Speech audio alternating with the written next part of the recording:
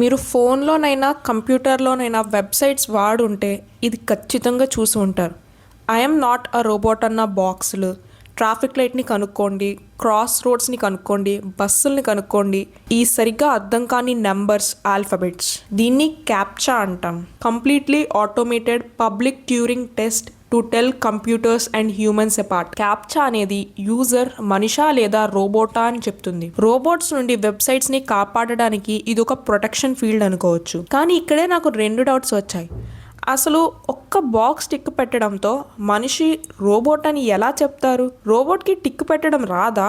సరే, అసలు వెబ్సైట్ని రోబోట్ వాడితే తప్పేంటి? యూజర్స్ పెరుగుతారు, అది వెబ్సైట్ వాళ్ళకే కదా బెనిఫిట్. ఈ క్వశ్చన్స్కి ఆన్సర్ తెలుసుకోవాలంటే కొంచెం లోతుకి దిగాలి. ఇంతకు ముందు క్యాప్చాలు డిస్టార్టెడ్ టెక్స్ట్ అంటే కనపడని, సరిగ్గా రాసి లేని టెక్స్ట్ మీద ఆధారపడేవి. వీటిని సాధారణ ఓసిఆర్ సాఫ్ట్వేర్ చదవడం కష్టంగా ఉండేది. అయితే ఆర్టిఫిషియల్ ఇంటెలిజెన్స్ డెవలప్ అవ్వడంతో బాట్లు టెక్స్ట్ను గుర్తించడంలో ఆరితేరాయి. ఇది ఇమేజ్ ఆధారిత సవాళ్లకు దారితీసింది. ఇక్కడ యూజర్స్ ట్రాఫిక్ లైట్స్ లేదా క్రాస్ వాక్స్ వంటి వస్తువులను గుర్తించాల్సి ఉంటుంది. ఈ పనులు మనుషులకు సులభం కానీ రోబోట్స్కి కష్టమయ్యేది. గూగుల్ యొక్క రీక్యాప్చా V2 మరియు V3 వంటి మోడర్న్ సెక్యూరిటీ సిస్టమ్స్ కేవలం ఆన్సర్ సరైనదా కాదా అని చూడవు, దాని మీద మాత్రమే ఆధారపడవు. బదులుగా అవి క్లిక్ చేయడానికి ముందు యూజర్స్ చేసే సాంకేతిక ప్రవర్తనను గమనిస్తాయి. మనుషులు మౌస్ కర్సర్ను వంకరగా వేర్వేరు స్పీడ్స్లో కొంచెం కన్ఫ్యూజన్తో కదిలిస్తారు.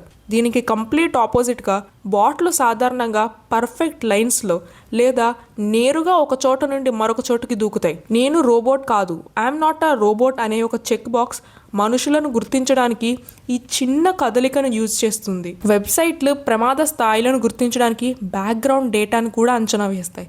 ఇందులో బ్రౌజర్ కుకీస్, ఐపీ అడ్రస్ యొక్క స్థితి మరియు ప్రస్తుత సెషన్ సమయాన్ని చెక్ చేస్తాయి. ఒక యూజర్ వేరే వెబ్సైట్స్లో నార్మల్ బ్రౌజింగ్ ప్యాటర్న్ కలిగి ఉంటే వారికి ఒక ఈజీ చెక్ బాక్స్ ఇస్తుంది. మెటా డేటా అనుమానాస్పదంగా ఉంటే, ఉదాహరణకు ఫ్లాగ్ చేయబడిన VPN వాడడం లేదా వేగంగా రిక్వెస్ట్లు పంపడం, ఇలాంటివి గనుక ఉంటే సిస్టమ్ మరింత కష్టమైన పజిల్ని ఇస్తుంది. ఇప్పుడు ఇంకా యూజర్ సిబ్బందిని తగ్గించడానికి అనేక ప్లాట్ఫామ్లు ఇన్విజిబుల్ క్యాప్చా సిస్టమ్స్ వైపు ఇంట్రెస్ట్ చూపాయి. ఇవి ఒక వెబ్ పేజ్తో యూజర్ ఎలా ఇంటరాక్ట్ అవుతున్నారో గమనిస్తుంది. దాని ఆధారంగా హ్యూమానిటీ స్కోర్ కేటాయిస్తుంది. ఇదంతా పూర్తిగా బ్యాక్గ్రౌండ్లోనే జరుగుతుంది. స్క్రోలింగ్ విధానం మరియు టైపింగ్ వేగం ఆధారంగా స్కోర్ తగినంత ఉంటే వినియోగదారులకు ఎలాంటి బాక్స్లు కనిపించవు. ఇప్పుడు సెకండ్ డౌట్కి వెళ్దాం.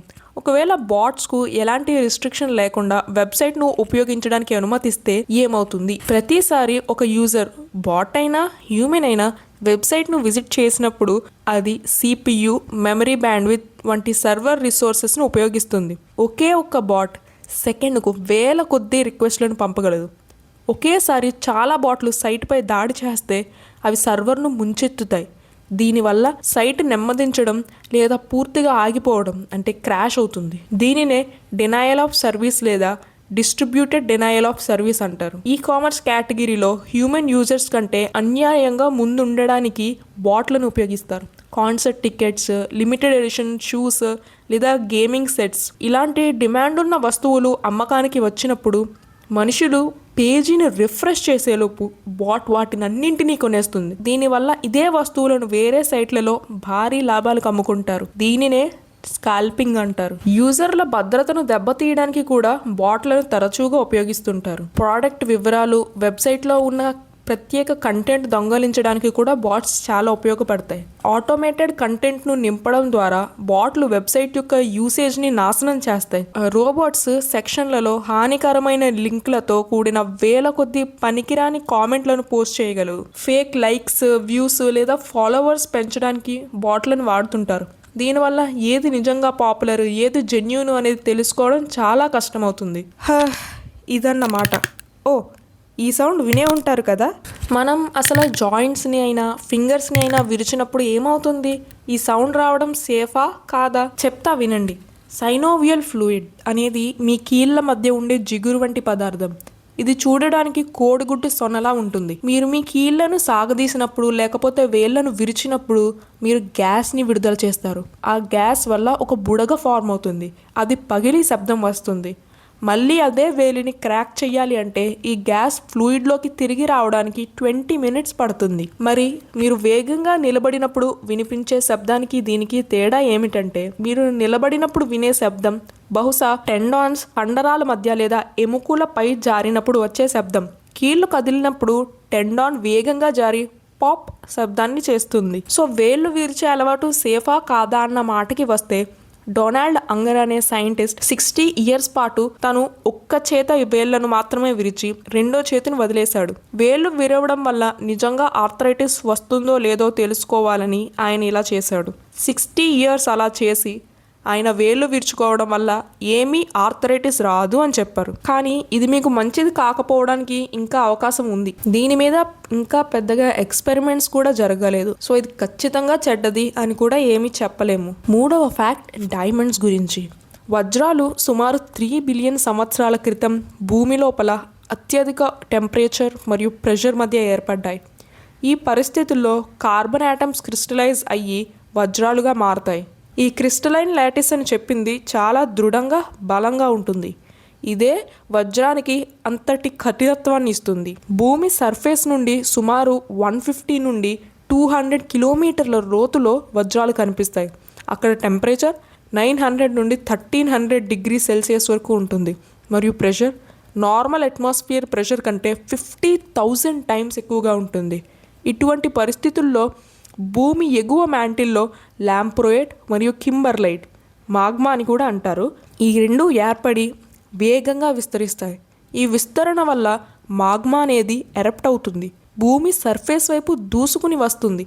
అలా వచ్చేటప్పుడు తనతో పాటు వజ్రాలు ఉన్న రాయల్ని కూడా తీసుకుని వస్తుంది. అత్యంత వేగంతో ప్రయాణించే ఈ మాగ్మా అడ్డంకులు తక్కువగా ఉన్న మార్గం ద్వారా భూమిపైకి ఒక పైప్ ఆకారంలో చేరుకుంటుంది. ఈ మాగ్మా చల్లబడినప్పుడు కింబర్లైట్ అనే రాయిగా గట్టిపడి నిలువుగా ఉండే కింబర్లైట్ పైపుల్లా సెటిల్ అవుతుంది. వజ్రాలకు ఇవే మెయిన్ సోర్స్.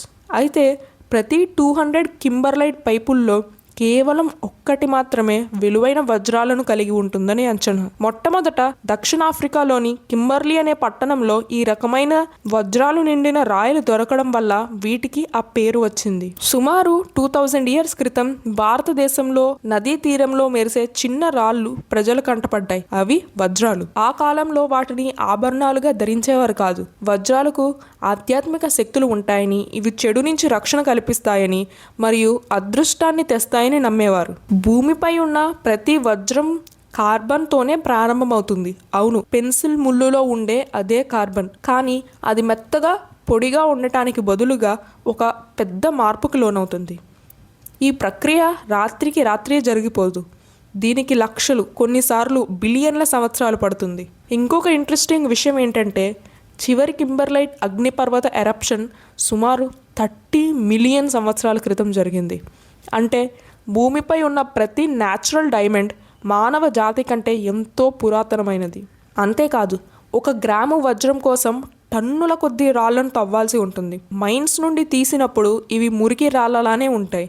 కానీ నిపుణులు వాటిని జాగ్రత్తగా పరిశీలించి లేజర్లతో కోసి డైమండ్ పొడి ఉన్న చక్రాలతో పాలిష్ చేస్తేనే మనకు తెలిసిన మెరుపు వస్తుంది. ఫోన్లో వైఫై ఆన్ చేయాలంటే మొబైల్ హాట్స్పాట్ ఆపేయాలి. హాట్స్పాట్ కావాలంటే వైఫై ఆఫ్ చేయాలి. ఎందుకంటే చాలా స్మార్ట్ ఫోన్లో, ల్యాప్టాప్లో ఒకే ఒక వైఫై యాంటెన్నా చిప్పు ఉంటాయి. ఈ చిప్పు ఒకే సమయంలో కేవలం ఒక పని మాత్రమే చేయగలదు: రూటర్ నుండి సిగ్నల్ను తీసుకోవడం లేదా ఇతరులకు సిగ్నల్ని పంపించడానికి ఒక మినీ రూటర్ లాగా పనిచేయడం. హాట్స్పాట్ ఆన్ చేసినప్పుడు ఈ చిప్ తన పనితీరును పూర్తిగా మార్చుకోవాలి. ఒకే రేడియోతో ఒకే సమయంలో సిగ్నల్ను వినడం మరియు గట్టిగా అరవడం సాధ్యం కాదు. అందుకే హాట్స్పాట్ కోసం అది వైఫై కనెక్షన్ వదిలేస్తుంది.